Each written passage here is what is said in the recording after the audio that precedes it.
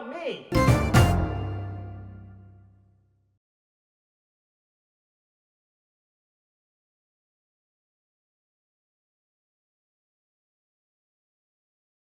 Welcome to the Dr. Dennis Show. I'm Brian Kirby, and this is Dr. Dennis Tian. How are you doing? I'm doing great, Brian. How are you doing? I'm well. I just want to remind everybody that you are a medical doctor, and you are board certified in preventive medicine, and you also hold a master's degree in public health from the Harvard School of Public Health. That is correct. And none of what we say today, especially what I say, is to be taken as personal medical advice. Always consult your own doctor. All right, let's go on. Fluoride exposure and IQ. Now, I don't know, I won't tip my hand, but this study was called Fluoride Exposure, Neurodevelopment, and Cognition. I think this kind of falls under the dose makes the poison, because this was a meta-analysis, right? Yes. And they claiming to show that there's an association between fluoride and lower IQ in children. Go. I mean, you tell me. I think it's interesting, but the problem with this study was the biggest one was the threshold effect was like over 2 times the limit of fluoridization we currently use in our water. Yeah. So Get rid of that headline. So get rid of the headline because it's a dangerous headline. And then the other problem was it was a meta-analysis. I don't think any of the studies were done on I think they were done in different countries throughout the world. Yes, not the U.S. Not the U.S. Canada, China, so the India, generalizability Pakistan might not be as good, and that you have to question the potential for confounding bias, and when you're pulling data from all these different places, and I mean the credibility, the reliability of the data, I think comes into question, and I certainly had those questions when I read the paper. That said, is there a kernel of truth in there? Probably, but I wouldn't push the panic button, and take fluoride out of the water based on this one paper. But I think it's something that needs to be followed up on.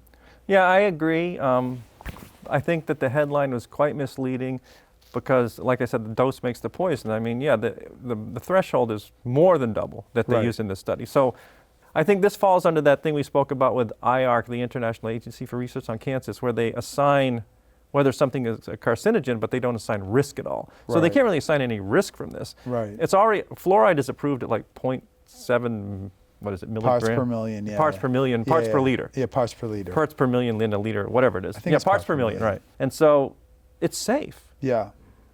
To look at something that's twice that, which I don't even know where they got this, where people are getting twice the amount. I guess they were thinking toothpaste, food, beverages, floss, and mouthwash. I guess some people must consume them. Right. But it's way above the threshold that they would get. Right. And the other thing is, I don't know how far into this that you looked, but they never defined what lower IQ was. Right. Right. And I thank you, Dr. Dennis. Do you know this? This is 324 pages long. Yeah. I looked at the whole thing. Right. I skimmed through it, and there's 72 studies, and they found 18 with good evidence or good quality, whatever they call it. But they never really defined IQ, except in a few of the studies. So it was difficult to look at. You need a common denominator, and it was like the lower IQ was 0.5. Yeah. What is that? So I'm 115.5 or I'm 116. What's the difference here? There is none, and that's the kind of the danger of the study, which I was alluding to, which is like you're taking data from all these different places. It's like when you take the bar of soap, and it's all the little bars of soap, and you mush it together into one big bar of soap, and say this. It's like that's what they kind of did. They just mushed all this data together, huge meta-analysis from all these places all over the world. I mean, to really do a deep dive on the quality of this paper, you're having to read 18, 20, 30 different papers. It's really hard. Each. Yeah. It's really hard to do that. So I don't know. Like, I think that, to your point, if there's a statistically significant drop in IQ of like a half a point, right? Is that really clinically significant? Is that a big enough drop where you can say it's reliable based on the methodology? I mean, those are the questions you have to ask. Yeah, and the 18 studies they found, I mean, again, what do they have in common that, it's not the same study done over and over. And again, the 1.5, it doesn't even make sense to me. Right. And I mean, they're going to double this. You just wonder, and it's really hard in a meta-analysis to get this. It's like, the places, the opportunities for confounding biases in all of these studies where, where are they putting more fluoride in the water?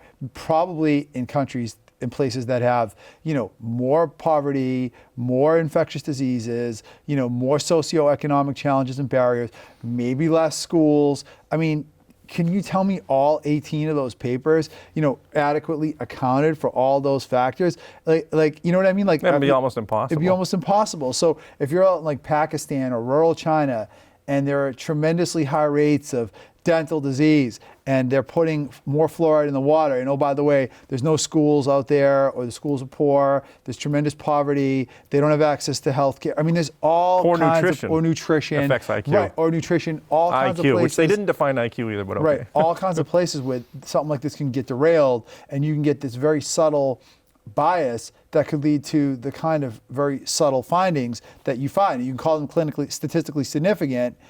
I mean, who knows how reliable and quality the data actually was? Yeah, I would say forget the fluoride. How about giving these kids 3 square meals a day and some, some sanitation? I know. Well, this is the best part, and it's like I saw a lot of people worried about this study. This is going to feed into there is an anti-fluoride movement, just like this anti-vax. I saw it on Facebook last week. Somebody saying there is no amount of fluoride ever. But come on. Be afraid of fluoride for your teeth, but wait, what? Be afraid of fluoride for your teeth, but it's okay to go pop a ton of THC for your anxiety and depression. Right. And you look at the literature. You're being sarcastic. Yes. Okay. Look at the literature on THC and neuropsychiatric outcomes, mental health, IQ. Okay, 7-point drop in one big paper.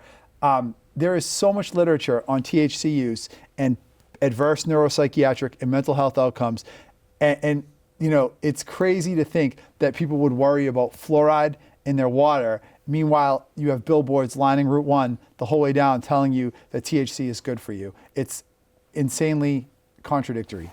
Okay, so really there's no concern for fluoride there. This is just a headline that people are going to get concerned about. I wouldn't say there's no concern. Nobody's getting a bottle of fluoride and drinking it. Who has extra fluoride? I wouldn't stop drinking water based on this study around here for sure. I do know people that won't drink city water. They'll get bottled water specifically because it doesn't have fluoride in it. They'll get non-fluoridated toothpaste and things like that because they're concerned about fluoride. And then by the time their kids are 10, they got a bunch of cavities. Well, if they pull then they switch to fluoride. If they pull the fluoride out of the water, I know my dentist friends who are already rich enough will absolutely get even richer. So, all right, okay, let's move on. Talk about the things you really do want to know on the Dr. Dennis Show. Hey, what about me?